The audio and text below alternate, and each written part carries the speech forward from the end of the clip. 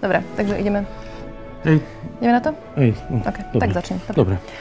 Tak, ja sa volám Katarína Nevedialová. A okrem iného europoslankyňa za rok 2010. A ja som Jan Hrubý.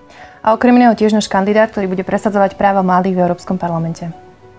Viac ako 13 000 študentov zo Slovenskej republiky absolvovalo počas posledných 5 rokov zahraničnú študijnú stáž na zahraničných vysokých školách.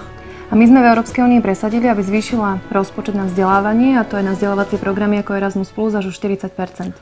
A práve vďaka tomu môže až 4 milióny študentov z Európy aj zo Slovenska študovať na zahraničných vysokých školách.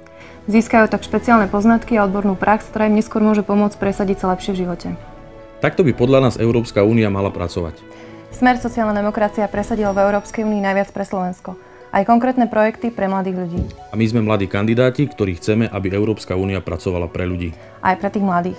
Preto choďte voliť a voľte nás.